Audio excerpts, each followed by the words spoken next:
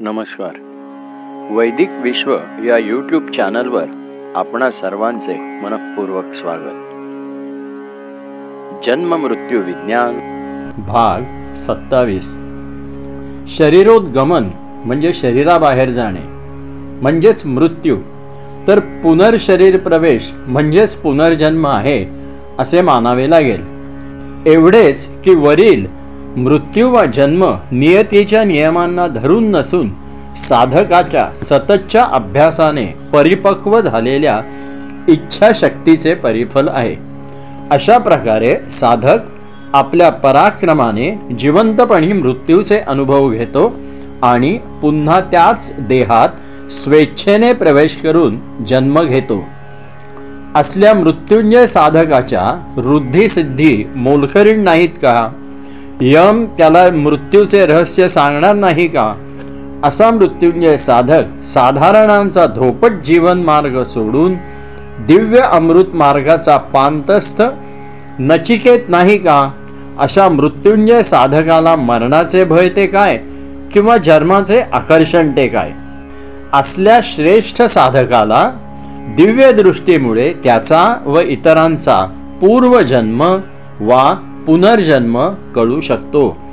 आपले शरीर म्हणजे क्षेत्र आणि त्या शरीराचा चालक जो जीवात्मा म्हणजे क्षेत्रज्ञ यांचे अन्योन्य संबंध असा श्रेष्ठ साधक जाणून सर्व विश्वाचेच गहन रहस्य जाणतो. अशा श्रेष्ठ साधकाबद्दल भगवद्गीता सांगते, यथा प्रकाशयत्येक कृत्स्नं लोकम इमं रविः क्षेत्रम क्षेत्री तथा कृत्स्नं प्रकाशयति भारत. क्षेत्र क्षेत्रज्ञ योरेवम अंतरम ज्ञानचक्षुषा भूत प्रकृती मोक्षम च ये विदुर्यांती ते परम.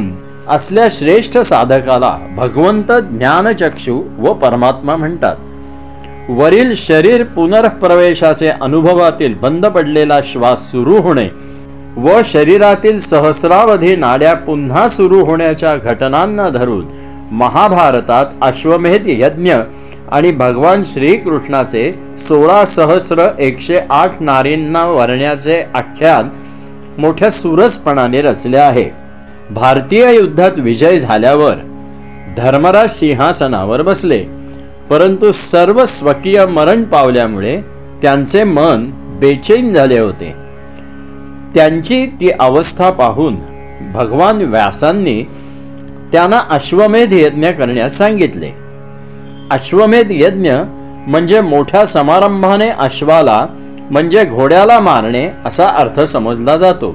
बिचाऱ्या घोड्याच्या हत्येचा आणि धर्मराजाच्या मनःशांतीचा काय बरे संबंध? एखाद्या गरीब घोड्याला मारून धर्मराजासारख्या धार्मिक पुरुषाला जर मनःशांती मिळणार असेल तर त्याला धर्मराज म्हणता येईल का? परंतु यात व्यासांनी कुशलतेने योग आशय गुंफलेले आहेत. श्व म्हणजे श्वास, अ म्हणजे नाही, अश्व अधिक मेध म्हणजे समाधी अथवा शवासनामुळे बंद झालेली श्वास अवस्था नष्ट करून म्हणजेच मारून शरीर धर्माला सोकावलेल्या साधकाला मनःशांती मिळते असा योग्य वास्तव अर्थ काढल्यास धर्मराजाला अश्वमेध यज्ञ केल्याने मनःशांती मिळते हे महाभारतातील व्यासांचे वाक्य योग साधना अनुभवाला धरून योग्य ठरते. पुन्हा शरीर प्रवेशाचे वेळी साधकाला असा दिव्य अनुभव येतो की शरीरोद्गमनामुळे बंदिस्त झालेल्या सहस्रावधी म्हणजेच 16,000 अधिक 100 नाड्या मुक्त होऊन वाहू लागतात. जीवात्मा शरीरात प्रवेश करतो त्यावेळेस शरीरात प्राणांचे स्पंदन सुरू होऊन शरीर आवश्यक पंचमहाभूतांचे कर्षण करतो. कर्षति इति कृष्णः. कृष्ण शब्दाची अशीच व्याख्या आहे. जीवात्म्याच्या प्रवेशामुळे शरीरात कर्षण सुरू होते. त्या जीवात्म्यालाच भगवान व्यास भगवान श्रीकृष्ण असे म्हणतात. शरीरोद्गमनानंतर शरीरातील नाड्या बंदिस्त होत्या. त्या उपनिषदांतील षोडश कला पुरुषः या वर्णनानुसार सहस्र गुण म्हणजे 16 सहस्र धरल्यास नरकासुराने बंदिस्त केलेल्या 16 सहस्र नारी म्हणजेच नाड्या भगवान श्रीकृष्णाने मुक्त केल्या आणि त्यांना स्वतः वरले या महाभारत कथेतील गूढ रहस्य कळते. संपूर्ण महाभारत आणि रामायणांतील विलक्षण रंजक व अद्भुत कथा असल्या गूढ योग रहस्यांनी भरलेल्या आहेत. वेद आणि उपनिषदे शरीरोद्गमन आणि शरीर पुनर्प्रवेश या योग रहस्यांबद्दल वेद आणि उपनिषदांमध्ये पुष्कळ लिहिले आहे. परंतु त्यातील वर्णन शैली रूपकात्मक असल्यामुळे त्यांचा चुकीचा अर्थ लावला जातो असे दिसून येते. कथात्मक वर्णनातून एकदम इतिहास शोधण्याच्या वृत्तीमुळे असे घडून येते. वेद उपनिषदे ही ज्ञानसंहिता आहेत, केवळ मंत्र वा इतिहास नव्हेत. सर्व प्रकारच्या साधारण वा जटिल योग साधना कशा कराव्यात आणि त्यांचा फलपरिणाम काय अनुभवाला येतो याचे व्यवस्थित वर्णन म्हणजे समग्र वेदवाङ्मय आणि उपनिषदे होत. काही श्लोक आपण पाहूया.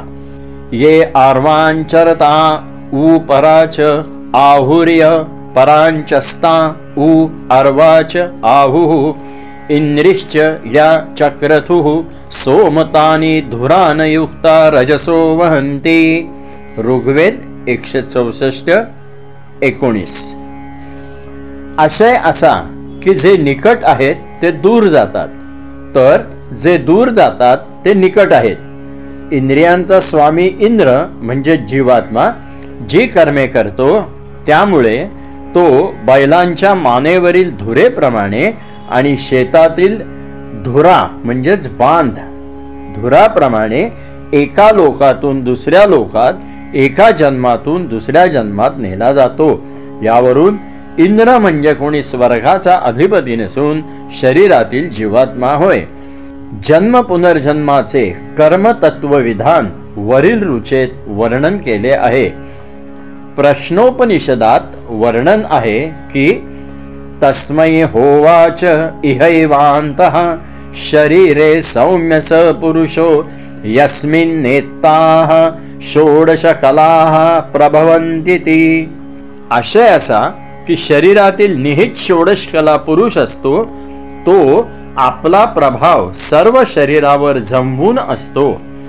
कठोपनिषदातील प्रथम वल्ली मंत्र 13 अनुसार अंगुष्ठ मात्र हा पुरुष प्रकाशमय आहे. तो धूम्र प्रकाशमय असून भूत एवं भविष्याचा स्वामी आहे. तो आज आहे आणि उद्याही राहील. कठोपनिषदातील षष्ठम वल्लीचे अनुसार आत्मरूपाचा साक्षात्कार निम्न प्रकारे होतो.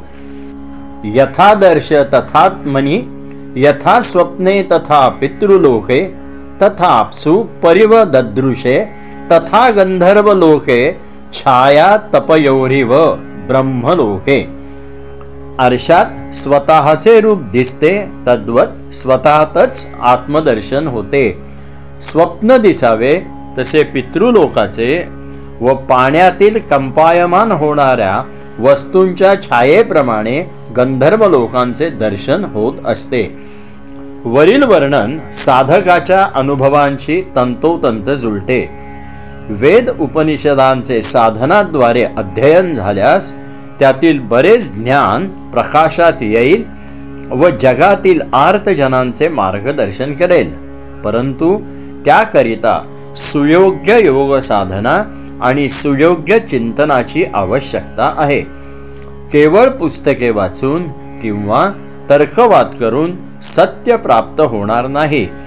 या बाबतीत योगेश्वर वासुदेवानंद सरस्वतींच्या जीवनातील एक प्रसंग लक्षात घेण्यासारखा आहे. ते उत्तम दशग्रंथी विद्वान होते, तरीही त्यांची उच्च योग साधना झाल्यावर त्यांचे इष्टदैवत श्री दत्तगुरूंनी त्यांना धुळे येथील एका अप्रसिद्ध ब्राह्मणाकडे उपनिषदांचा अभ्यास करण्याकरिता पाठविले.